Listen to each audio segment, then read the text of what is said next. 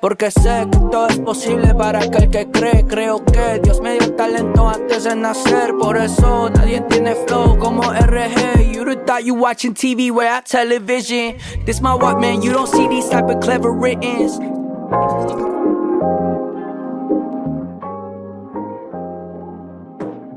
Hey guys, and welcome back to Real Talk LA. Woo! Today we're going to be talking about church hurt.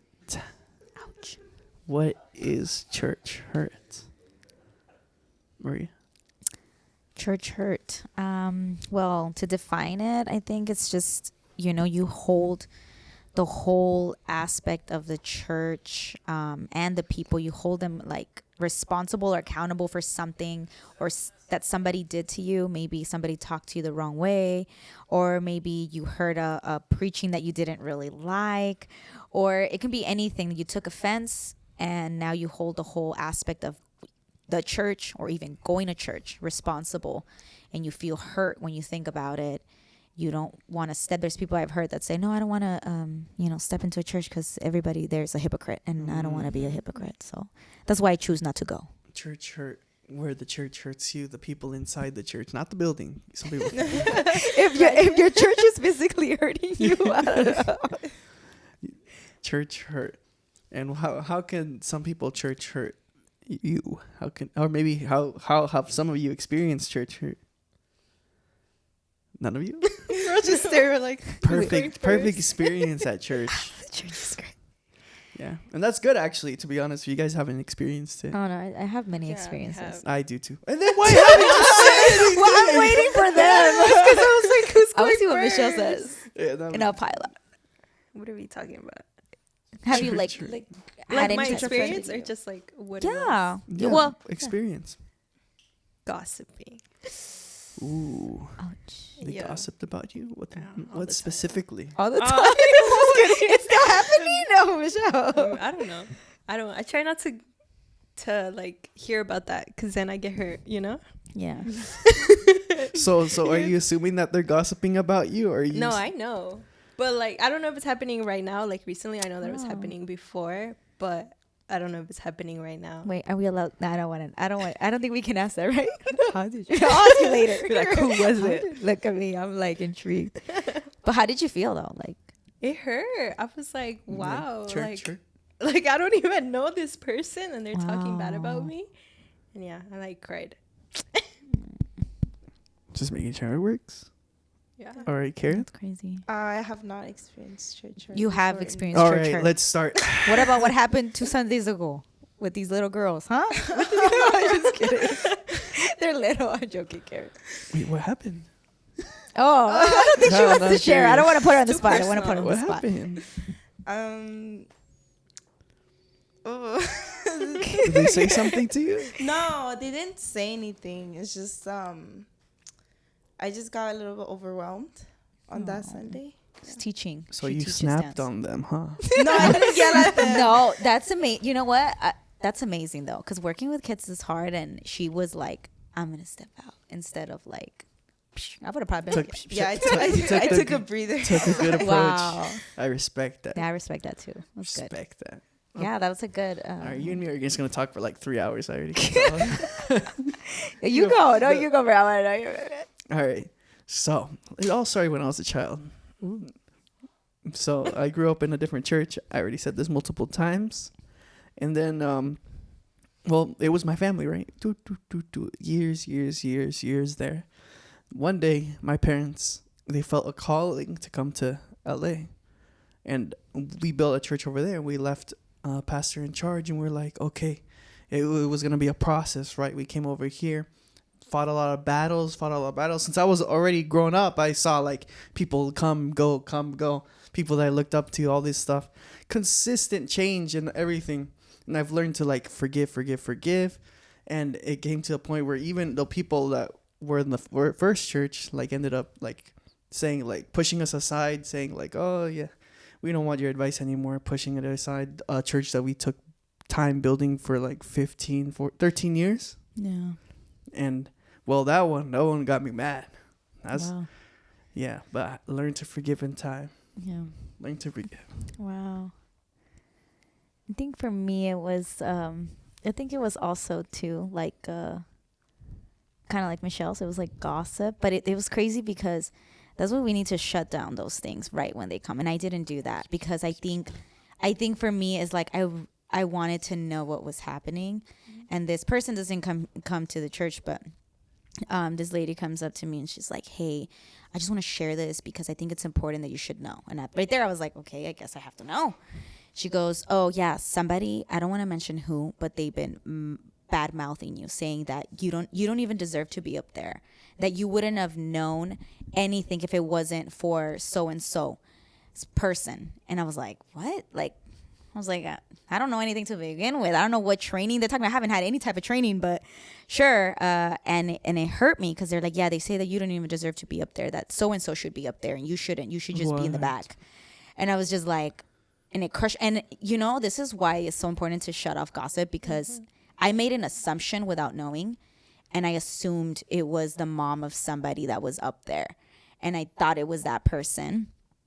And I think for the longest time I treated that, I didn't say anything to her, but I would avoid her, and I wouldn't. And this was a lady that I would always hug and bless and pray for, and she would pray for me. And that automatically, because I made that assumption, I was like, no. And it was really bad. She came up to me and was like in tears, and she's like, "Mari, there's a distance between you and me, and I don't know what I did wrong." And that's true. She didn't do anything wrong. I made an assumption about something that wasn't even true. Probably wasn't even true. This lady probably made it up. I don't know. But I heard her, and I felt it. And I was like, and I told her, "It's true. Like, there was something." I didn't tell her the whole story, but I said there was something, but it has nothing to do with you. It's just I received some information that wasn't even true. I apologized to her and I blessed her. And now that whenever I run into her, I hug her. But my goodness, like, if you think about it, like, we let those little things, it can become so explosive. But that was my experience with having somebody hurt me with gossip. That it's crazy. And as you can see, apparently the only person that's victimless here is Karen. The children are the ones that I guess my problem was that I was just too nice. Karen's like, "I'm at fault for being too nice." Avoids the conflict. Good choice. But she avoided the conflict. That's a good one. Yeah. Yeah. So what did you guys do to deal with the church hurt? When you got this information, like how did you end up, like Maria explained her point of view. How did you went and she ended up confronting you, and then you ended up having to squash the whole thing there and then. What about you? How you dealing? I'm like, when I received the news, I don't know, I was like really, I was sad. I feel like I went through a range of emotions. I was like really sad and I cried, and then I got angry. So it's like, I don't even know her, and she's talking bad about me. Like, that's crazy to me. Yeah. And I've been trying this thing where I'm trying not to get angry at people, because I feel like it really affects me, like, mentally. So I had been reading, I think it's in Luke, where it tells you to love your enemy, to pray for them, and to bless them. And that's exactly what I did. After I cried for like an hour, I started praying, and I started blessing her and her family and everyone. And that got me through it. That was it. Hallelujah. For me, it was more of a longer process, because there's one thing like gossiping. Yeah, it hits you right. Pop, pop, pop, pop, pop.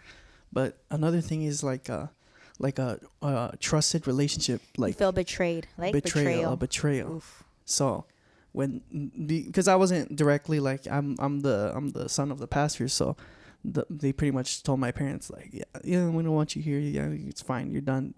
And then that they had to process that in the moment, which a lot of people would just go like, "What do you mean I made you? Yeah. Tony Stark built this in a cave." type you could get mad. Yeah. And they ended up not taking that route. They ended up taking what Jesus wanted for them. Like, yeah, it hurt. They left. Like, I think it was more like, I wasn't there exactly, but what they explained was like, they just stood up, just walked out in silence. They went back to the hotel room, prayed, like a lot because it hurt them a lot. Yeah. And then when I got the news, I was angry too. You're like, I was angry for I them. was, if I was there. But Wow. then in time, like, this was like 4 years ago. So like, I'm still growing. Teenager, angry, holding grudges. Made pretty much my whole entire purpose to be better than them in every aspect, which ended up taking the fact that the point of being at church is to serve God and serve the people, Yeah. not competition. Yeah. So I ended up like vengeance type, but then I was like, God revealed to me, like, you can't be like this. This is not right. All this. And even my parents had to, like, you got to let it go. Just let it go.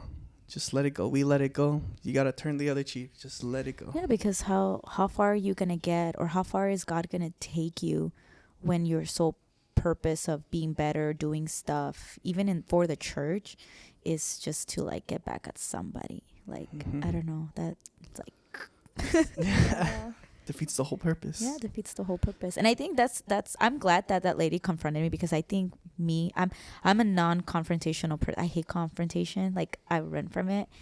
But I'm learning that if you don't, like, even, like, say something or stand up for yourself and stuff, like, it's gonna continue. So I'm glad that she confronted me, because it pushed me to the point where I was like, you know what, you're right. And I'm glad I was humble enough, not that, to make myself, but I was humble enough to be like, you're right, there is something. Because I could have been like, no, not me, usted, Yeah. But no, like, I accepted it, because I think then and there I understood it was affecting me too, because every time I saw her, it was like a jab, like, oh, you said this, but I didn't even know if it was her. I just assumed it. So I was just hurting myself for no reason. And then I was like, you know what? I don't need anyone. At the end of the day, I don't need anyone's approval to be up there. I have the Lord's approval. And if he approves, that's more than enough. So I was like, I think that's what did it for me at the end. Like, yeah. And actually, now that all this comes up to mind, there was actually a testimony which I didn't hear, but when I went to Seattle like a year ago, visiting my sister, there was like, she had a bunch of friends that worked for a certain church. I don't know which one exactly, but they were like talking and me overhearing everything they're saying. And that was one of the most severe cases of church hurt I've ever heard in my life. Wow. Because apparently she was employed to this place. And apparently the pastor all of a sudden out of nowhere decided to, like, okay, we're going to disband this whole entire section of this ministry. Pretty much unemployed like 10 different like people and a bunch of others. And but like, you would think the reaction's justified to a certain extent, but what she was saying was completely like, she was like I hope this guy's church ministry just falls and everything. I'm like, sometimes it's gonna hurt. But we also, as people that get church hurt, especially not everyone is going to be able to process it, because it depends how much like love and maturity you have in Christ. But we have to be able to know like what to say and everything. Because when I heard them talk about this pastor, I was like, dear God, you guys are Christian? Like, y'all need Jesus. Y'all need healing. I was like, ooh. They didn't see that church more than just like a job. Yeah. Pretty much. It was like getting laid off. And I was like, but it was crazy. Well, in the aspect of that would have been like, could happen to you anywhere, but I think they took it personal because it's a church. So they think, a church is supposed to, like, no matter what. But it's like, you were getting paid to do something, and they don't, like, anywhere else it would have happened. So if you think about it, they probably would have been angry at their boss, or wherever they go, they would have that reaction. Yeah. But shunning the ministry entirely, that's what I was like, dang. Like, pastor came and said, no more podcasts. Like, that's good, because we're not funded yet. So we're not funded. Just kidding. No, but you know what? I think about, like you're saying that, like, she felt betrayed because, they were serving the church, probably. How many times did, David serve Saul? How many times did he, like, pray for him, or like when he rescued him from being tormented by like all of those like spirits and stuff? And still he had the opportunity to retaliate and kill him, right? I mean, he took off the little, he's like, hey, I could have done it, but I didn't, because, you know, in his heart, he's like, I don't want it this way. I don't want your downfall to be the reason why, you know, like, that's not it. If God said he's going to do it, it's going to be through this and this and this. And in that aspect, like, people think like that job or that position, you know, they think that's it. And that's why they feel that pain, because they didn't depend on it as that. They depended on it in another way. Like, they're getting paid, right? So financially, that cutoff was probably what hurt them too the most. Not being able to depend on that financially. That's a hard one. You know, we're talking about people church hurting us, but have you had any experience where, like, you may have accidentally church hurt someone else? Yeah, that's a deep one. I feel like I have, but I'm trying to rethink it. I don't know. Wow, Karen, I wouldn't think you. Maybe just an example that you may have thought that you may have hurt someone. Probably sometimes, because I don't know. Sometimes I zone out and I give out looks, like, not like on purpose, but accidentally. Give me one of those. Well, She can't do it on command. It's her angry face. No, but like there are times where I feel like, am I offending someone because I look like mad or something or something like that? And they probably think I'm directly like intentioning to them, but I don't know. I've sometimes I think about that. I'll go. I have a bunch. Yeah, my character. It's very. It's still developing. It's still developing. Still in God, we're God's still not in, done with me yet. We're still in the beta. We're still in the beta. You're still in the process. But yeah, there's multiple moments where, like, especially like under stress, especially during like events like Easter, which it's usually I've noticed that it's mostly Easter where I'm running around like crazy and I'm like super focused and I could give off like the wrong impression that I'm mad at someone, and I have, and people have confronted me for these things, and I was like, I'm sorry, I did not mean it. Thank you for coming to me to tell me about it, because I did not mean it. It may have looked that way, but I guarantee you there was no malice. Maybe now you should send a memo like, hey guys, just let you know, that day I'm not myself. That day I'm someone new. Easter Sunday. Easter Sunday. I'm in the grave in the beginning and resurrecting at the end of the service. Exactly. Like, I'm just part of it. There was also another one where, because I don't speak amazing Spanish, I said like a sentence that was taken the wrong way, and it ended up making a whole family get mad at me.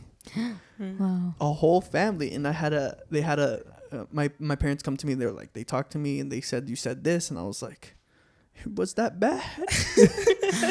Okay, let me see if I can explain what I said exactly.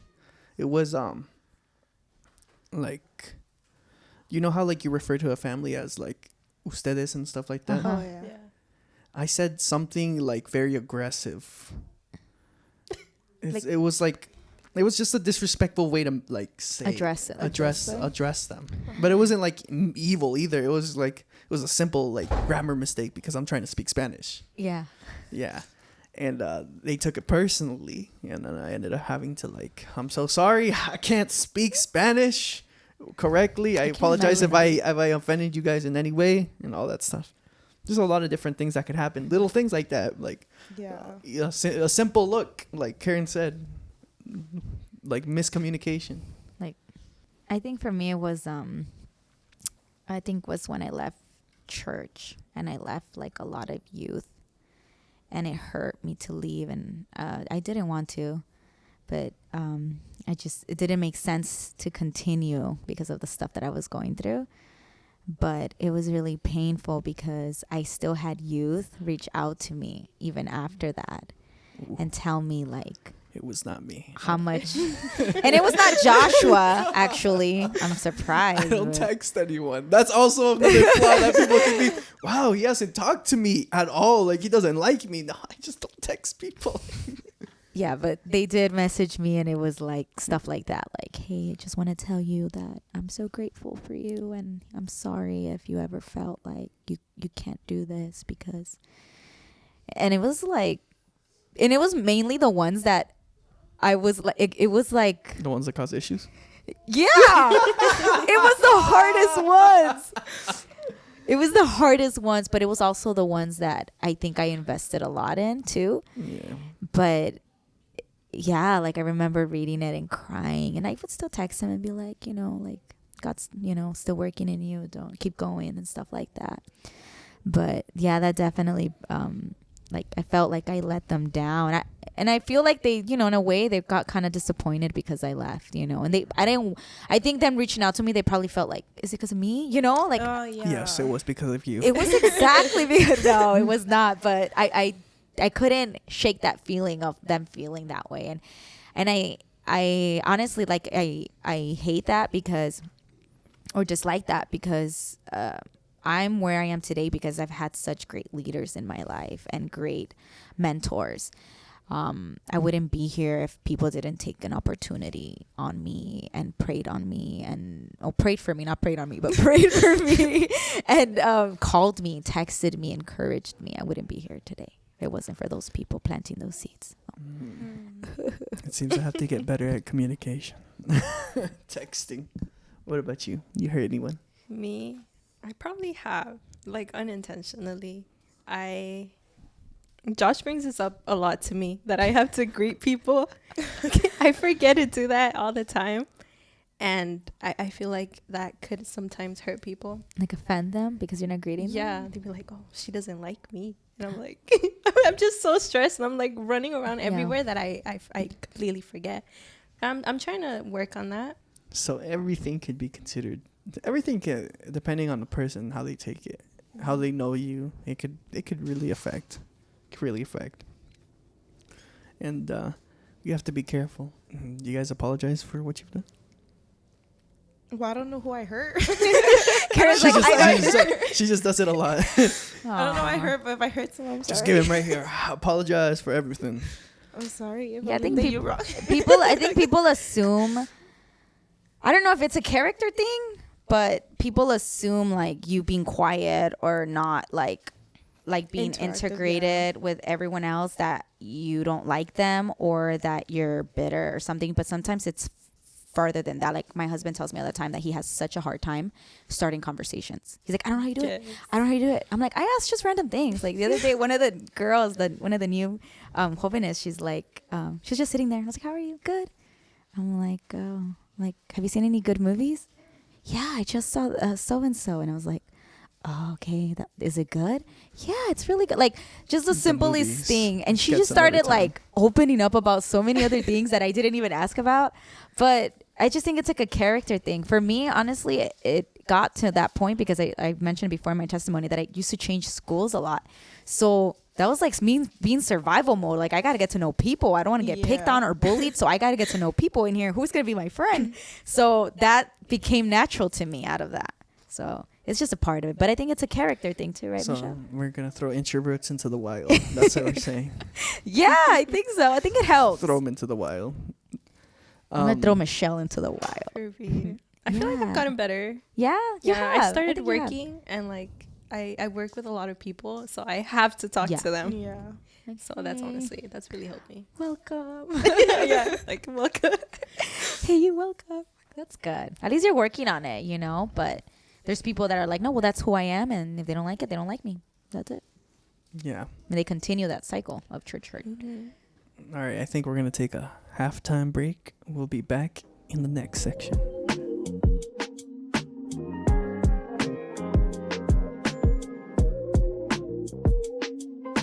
Hey guys, and welcome back. Woo! We've been talking about church hurt. We have Star, new addition for the second half. How do we navigate life knowing that these offenses are going to be inevitable, especially as a Christian, especially as a new believer? You go to church and you have an expectation, but then people end up missing that expectation completely. How do we navigate? What can we do to prepare our hearts for these things? Well, there's always going to be offensives everywhere. I think it's just the way to prepare it the best is to not let it get to you the most. It's going to be hard, like especially like it's hard for me because I'm a very sensitive person, but it's just to not overthink it. Just stay calm as possible and just, I guess, think positive and try your best as you can. Because it's very hard. Like, I don't know. It's just like very hard. But yeah. One thing that I always like having in mind, that no matter how high, no matter how glorious someone may seem, they're not perfect. Mm-hmm. They will make mistakes. And I've actually heard a bunch of like pastors say this to their sons, not to me, but it's, I will make mistakes. You have to be able to understand that I'm not Jesus. I will make mistakes. I'll strive to be the best it can be. Have Jesus as that example, but we're all gonna miss in one way or another. How could you prepare your hearts? Well, for me, from my experience that I've always experienced, I've had a lot of church hurt. For me personally, it's like me knowing my worth and knowing what I could potentially bring to the table and what God thinks of me, what Jesus thinks of me. And regardless of these people's low expectations and constantly looking down on me, that they can go ahead and have their opinions. I know what my Father thinks of me. I know what God thinks of me. I know what I think of myself. So I stopped letting it get to me as much. So knowing your worth, knowing that you are what God tells you, not what people tell you, which a lot of us tend to take. We tend to take what other people say about us, and we forget that God literally tells us who we are. Chosen, we're loved. We're not alone. Oh, I just want to add something else. Another way that can help you is praying about it. If it gets too much to you, the best way is to leave it, like, how do I say, let it be. Like, pray about it. Don't do anything. I know you probably have negative thoughts about it. You probably want to do something to this person or do something worse. I would recommend praying about it and just let it be let God take control of it. Big facts. Like, yeah. So at that. Don't be reactive. Yeah. I was gonna say that. Don't prove them right. Yeah. Because I could have been proving people right, you know. But I have to have that self-control. Yeah. And also, like, when we get hurt, I think like our immediate reaction is to hurt them back. Say, like, oh, well, she said this about me, I'm gonna say go on the offensive. This. Yeah. And like, no, take the high road. Be better. I like with the experience that happened like a few weekends ago. I got like a message, and I'm not gonna go into details about it. I'll tell you guys later. But I got a message, and I could have responded to the message how I probably would have responded like way back when, but I didn't. I was like, let me just respond respectfully and calmly, with facts, kindly. And I did. And then I got an apology, I think, the next weekend, because it was a little, unnecessary what happened. But if I had reacted in a bad way, and if I would have been then I would have just proven their low expectations of me correct. But you have to just step back. So what would you tell that person that's been going through church hurt, that just gave up because they feel like it's not worth it? What would you tell them? What would you tell that person that's been hurt over and over again and just gave up? What would you tell them? I would approach them nicely, like calm, and I'd be like, I know you're going through a lot, and it may feel like, okay, I'm giving up and it's like the end of it. But even in your lowest point of life, there's never going to be a way where you can't get out of it. If God can take people out of like the misery parts of their life and where they are now, I'm pretty sure God can take you out of where you are suffering. And I know you're going to feel like giving up, but God's not done with you yet. So I would recommend to just keep pushing and keep trying, no matter how hard and how difficult it may be. just don't give up yet. Don't There's give still up. hope. Well, what I would do is, first of all, tell them, like, in church, like, to be honest, church, it has the most broken people. They're the people looking to be repaired. And that's what they're there for. So you got to understand that, especially in a church, you're not the only broken person. There's a lot of broken people and hurt people. And hurt people hurt people. We all strive to be like Jesus, but a lot of us fall short. It could be something little or something big, but we all fall short in some way. Oh, sometimes if you feel like you just can't take it no more, sometimes it's all right to take a break. It's all right to have that time. But don't give that an excuse for you to stop having a relationship with God. Yes. Yeah, in one of the times where I got hurt, I did take a step back, and the only thing that my parents told me was like, tomes la decisión que tomes, lo que no queremos es whatever decision you make, we do not want you to stop going to church, whatever church that is, just don't stop going. And I did. I all I needed was to take a break from the toxic atmosphere that was being created, myself included. I also, like, I had a part in it too. I needed to take a step back, clear my head, clear my heart, heal and deal with the things that were going on, and then talk to them, and then everything was okay after. But sometimes you do need to, like, again, take a step back.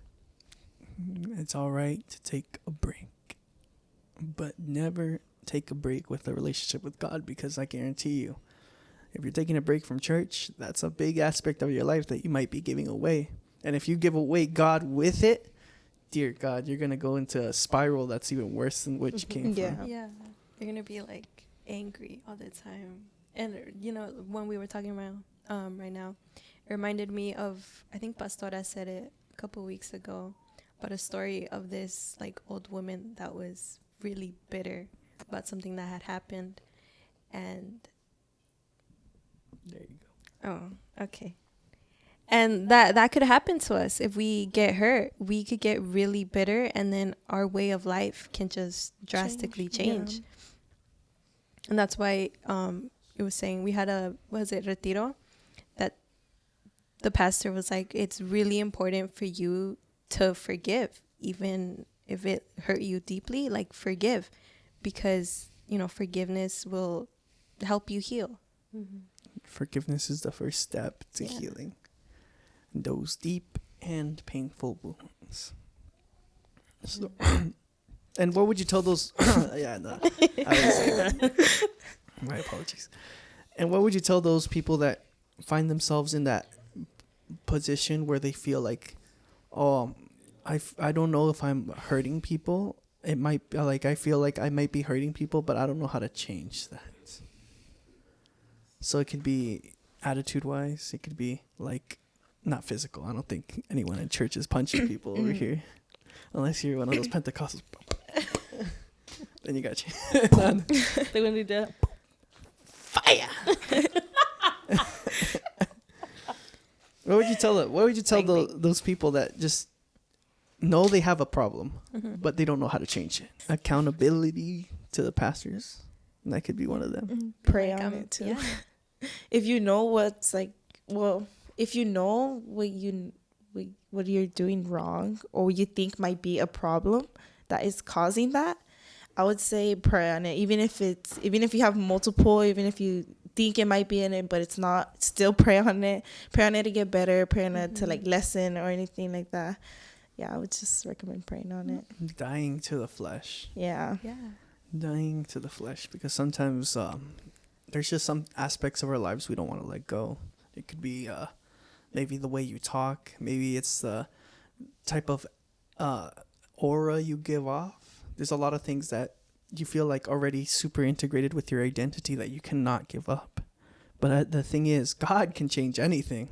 God, if you let God in, fully and give every single aspect of your life, he could do some crazy miracles. There can be there's people that have never like socializing, and they could immediately like switch a trigger. There's people that may act a certain way. They may act very aggressive, and all of a sudden they surrender it all, and they're the most loving people on the planet. We have to be willing to surrender every aspect of our life. Also willing to change, because God is going to give you those opportunities for you to be able to do something differently. Yeah, eat the mic. Okay. Do I repeat it? No, you can. Okay. So God's going to give you those opportunities for you to be able to be different, to, you're not talking to anyone and you feel like you're offending them by not talking to them. He's going to give you an opportunity for you to talk to them. And if you don't take it, you're not going to change. That was a personal testimony right there. And now that she says that, there's a lot of opportunities that, they appear. And there's opportunities where you can, this is the opening that you've been wanting, that you need to take so you can start those steps to becoming a better person. But a lot of us end up like, nah, I don't want to. We end up putting the voice of God in the corner, side character, when he's supposed to be the main person that you're supposed to be following. So just remember, offenses are gonna come. Even in the Bible it says offenses are inevitable, but what we can do is prepare for those offenses. Prepare for what is to come. And if you are a new believer and you're listening to this and you're like, oh wow, I don't want to go to church because they're gonna hurt me. The church is not for you to get hurt. It's not like extremely common. But the true reason why we go to church is because we want to be better. We want to become more like Jesus. We want to worship. We want to love Jesus. We want to have that communion. And I guarantee you that if you find that special group inside that church, you're just gonna love it. You're gonna have that extreme love that you've never felt before. There's hope in every single one of your guys' lives, and that's Jesus. Yep. So bow your head, close your eyes. We're going to end it with a little prayer. Dear God, thank you for this day. Thank you for everything you have done here. Lord, I pray that anyone suffering through church hurt that's been affected by people inside the church, even just Christians on the street, Lord, I pray that isn't the image that stays in their head, and that they reflect, that they think is you, because we know that you, Jesus, are perfection. You, God, are what we strive to be. You are love, you are peace, you are patience, you are kind. Lord, I pray that you give them peace in wherever they are. I pray that you refill all those wounds with the healing. In Jesus' name I pray. Amen. Amen. This has been Real Talk LA. We will be seeing you guys next week. Bye.